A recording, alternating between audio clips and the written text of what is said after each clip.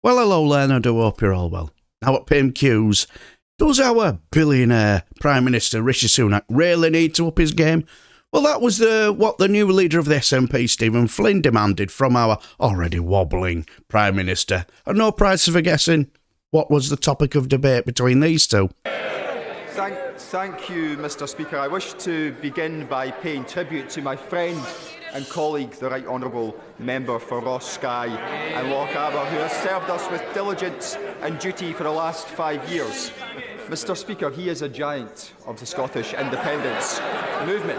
Mr. Speaker, he's seen off not one, not two, but 3 consecutive Tory Prime Ministers. Indeed, he was on to his 4th in recent weeks. And to that latest Prime Minister, I have a very simple question.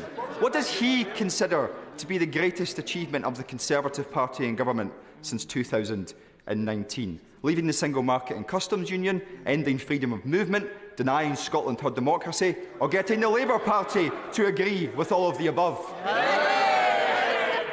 Mr. Speaker, can I start by offering my genuine and warm, heartfelt best wishes to the Right Honourable Member for Ross Skye and Loch Aber.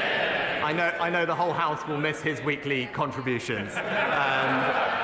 And may I also congratulate or join the First Minister in congratulating the honourable gentleman on his appointment as a Westminster leader of the SNP. I look forward to a constructive debate with him across the dispatch box. Mr. Speaker, the answer to this question is actually very simple. The things that we are most proud of in the last couple of years is making sure that we protected this country through the pandemic with furlough and with the fastest vaccine rollout. Mr. Speaker, far be it for me to offer advice to a near billionaire, but he's going to have to up his game. And here's why: because in the last 15 minutes, a poll has landed which shows that support for Scottish independence has now hit 56%. And support for the Scottish National Party sits north of 50%. So in that context, can I ask the Prime Minister, does he consider that increasing energy bills on households in energy-rich Scotland by a further £500 will cause those poll numbers to rise or to fall? Well, Mr. Speaker, what we're delivering for households across the United Kingdom, including those in Scotland, is £55 billion of support with energy bills. It will save a typical homeowner about £900 on their bills this winter, with extra support for the most vulnerable. And that is, Mr. Speaker, an example of the United Kingdom and the Union delivering for people in Scotland.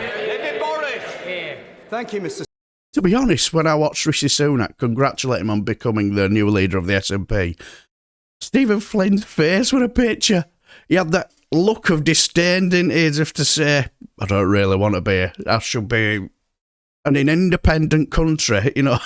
So something tells me he's not a fan. But I did like the touch of his greatest achievement jibe and getting Labour to agree with all of the above. I thought quite good, actually. Also, very good and interesting way he questioned his second one, where he mixed energy bills with the rise of the poll for Scottish independence. I thought it was very interesting. Not a bad one, actually. But what do you guys think? Just let me know down below, so to speak, and I shall bid you farewell and take care, my friends.